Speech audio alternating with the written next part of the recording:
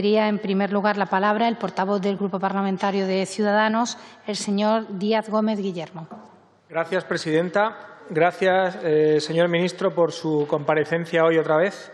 Evidentemente, no puedo empezar mi intervención en esta comisión sin un recuerdo para todos aquellos que han perdido su vida en estos días, para sus familias y para sus amigos.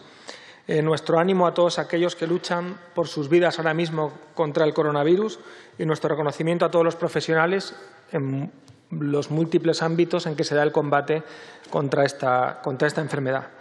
Como viene siendo habitual en estas comparecencias, señor ministro, le voy a hacer críticas y propuestas. También traigo hoy ideas para que si las quiere tener en cuenta. Pero voy a empezar por las preguntas y la parte más crítica.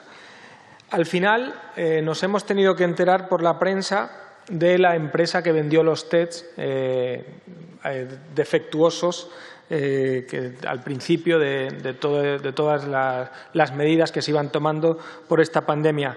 Podrían haberlo dicho ustedes desde el Gobierno y se hubiesen ahorrado todo el trajín que ha llevado este asunto y que encima, además, termine saliendo a la luz por una investigación periodística. Respecto al comité de expertos, que siguen sin decirnos quiénes lo conforman, les sugiero a usted y al Gobierno que lo informen ya, de manera que sepamos quiénes lo conforman y que no vayamos a enterarnos por la prensa también de esto. Y es que el cierre del portal de transparencia durante esta crisis no es la mejor idea, porque, aunque se hable eufemísticamente de suspensión de los plazos o como quieran denominarlo, no es más que una paralización de un derecho a la información que tiene la ciudadanía y que, además, ahora mismo, por las circunstancias que se viven en España, es más demandada que habitualmente, puesto que hay inseguridad e incertidumbre y la gente quiere saber cómo está operando el Gobierno en algunas cuestiones. En circunstancias así es mucho mejor contar cómo se hacen las cosas, cómo se deciden, quién compra, quién vende, etcétera. Por cierto, ¿qué hay de verdad en que siguen trabajando con la empresa que ha vendido mascarillas defectuosas? Hoy aparece en prensa que hay contratos vigentes con esta empresa. ¿Nos puede aclarar en este punto algo? Hace 2 semanas, y hoy nos ha dado más datos, nos anunció el estudio de seroprevalencia que todavía no ha empezado. La verdad es que se hace un poco larga la espera desde el anuncio hasta que se realiza. Entiendo que es un estudio que mueve muchos recursos y varias instituciones, pero agilizarlo, intentar adelantar su realización sería importante, puesto que la información que nos va a proporcionar es vital para saber en qué punto estamos y en qué punto se encuentra la sociedad española en general en cuanto a seroprevalencia. Pero además tenemos entendido que se ha producido cierto cambio en los sujetos o en la metodología para llevar a cabo este test de seroprevalencia, este estudio de seroprevalencia. Se empezó por el Instituto Carlos III con el Instituto Nacional de Estadística y la colaboración de las comunidades autónomas y, por lo que tengo entendido y las comunicaciones que he tenido con miembros de gobiernos de las comunidades autónomas, van a ser finalmente las comunidades autónomas quienes realicen el test, guiados por el Instituto Nacional de Estadística, y que se les está avisando con poco tiempo de antelación para poder llevar a cabo el test, y que además esto va a llevar entre 8 y 9 semanas. Y le pregunto, ¿cómo casa tardar 8 o 9 semanas con tener datos para un desescalamiento próximo? Mi grupo parlamentario tiene además dudas sobre algunas decisiones concretas del Gobierno. ¿Por qué se ha calificado, y esto vienen reivindicándoselo, no somos los primeros en reivindicarlo, lo han hecho los profesionales del sector, a las farmacias como establecimientos comerciales? Tenga en cuenta que en las farmacias se atiende a pacientes con patologías y con capacidad infectocontagiosa, y no solo dispensan medicamentos, sino que además instruyen en su uso y, por otra parte, se realizan a veces sencillos análisis de sangre, pero se realizan en las farmacias. Y además puede tener algún problema de compatibilidad con la normativa actual esa calificación de establecimientos comerciales.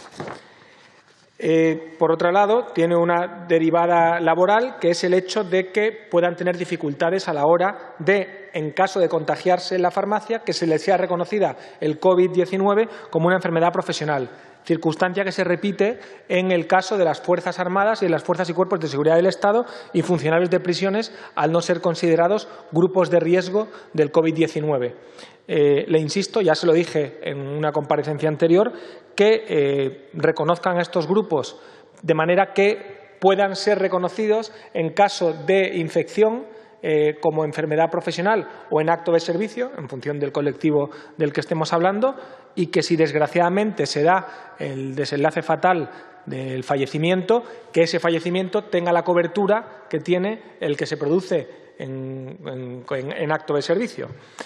Le pido, señor ministro, ya ayer se lo dijimos al presidente del Gobierno, que abandonen la forma de trabajar unilateral. Mire lo que ha pasado con el asunto de las salidas de los niños. Esto no habría pasado de tener más interlocución con los demás grupos políticos. Sé que se está trabajando en ello, sé que está la comisión o la mesa de partidos, pero de grupos con representación en esta Cámara, pero creo que puede ser excesivamente lenta y burocrática el funcionamiento de esa comisión. Le pedimos celeridad a todos los grupos. Es demasiado frecuente, tenemos el caso de los niños muy reciente, pero la rectificación a trancas y barrancas del Gobierno a última hora y generando confusión e inseguridad, muchas veces cambiando los decretos en las últimas horas del día antes a su publicación. Cambiando de asunto. Ya nos ha dado bastante información hoy sobre los EPIs. Parece que hay más suministro y que vamos avanzando en la fabricación nacional. Así que aquí le animo a que, por favor, sigan por esa vía y que doten de EPIs a la población, que cada vez, lejos de la sensación que pueda dar, a medida que se vaya produciendo el desescalamiento, van a ser más necesarios. Y esta es otra información que he estado investigando, que hemos estado investigando estos días, y me gustaría ver si nos puede aclarar algunos puntos. ¿Es cierto que no se han realizado autopsias a fallecidos por el COVID-19 por falta de seguridad en las instalaciones? Entiendo y podemos entender que, evidentemente, no todas las salas de autopsias de centros hospitalarios tienen que estar preparadas para con las condiciones de seguridad que necesita una autopsia para un fallecido por COVID-19. Pero me gustaría, si tiene algún dato en este sentido, o nos puede aclarar qué salas de autopsia se van habilitando y si se van a realizar a partir de ahora más autopsias de fallecidos por COVID-19. Huelga decir la importancia que tienen las autopsias de los fallecidos en los casos con la gran incertidumbre y la falta de conocimiento que tenemos todavía sobre el COVID-19. Otra cuestión que nos preocupa es la adquisición de vacunas para el calendario que viene y no porque podría ser que, por estar centrando mucho la atención en el COVID-19, en la compra de test, de PCR, de IgG, IgM y EPIs, estemos descuidando la compra de las vacunas necesarias para las campañas de vacunación que vienen. Saben que hay enfermedades oportunistas que pueden aprovechar el COVID-19 o agravarlo en caso de que se den dos patologías a la vez. ¿Han previsto cambios en las cantidades y los tipos de vacuna a comprar, a adquirir por la situación actual? Y voy a la parte de propuestas. Le proponemos al Gobierno y a usted, en la parte que le corresponde, aunque aquí tiene un papel importante también el Ministerio de Exteriores, la instauración de un agregado científico en las embajadas. Hay algunas que lo tienen, y normalmente de carácter sanitario.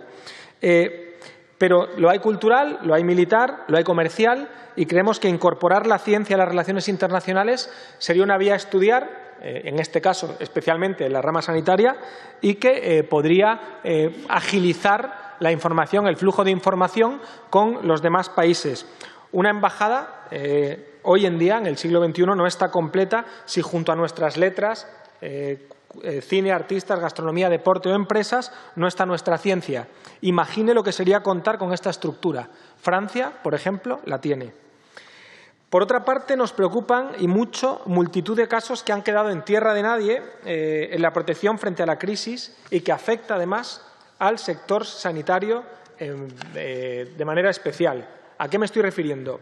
Sé que ayer, en los Reales Decretos que se aprobaron, se anunciaban algunos cambios aparentemente significativos. Esperemos que luego no haya trabas o sorpresas que afecten de forma negativa a los sectores a los que va dirigido este Real Decreto. ¿A qué me refiero? Sabe usted que los servicios sanitarios privados han sido catalogados como esenciales, por lo que no han podido acogerse a ERTEs, pero en muchos casos se les ha requisado equipamiento para atender urgencias o por el propio confinamiento han visto absolutamente paralizada su actividad.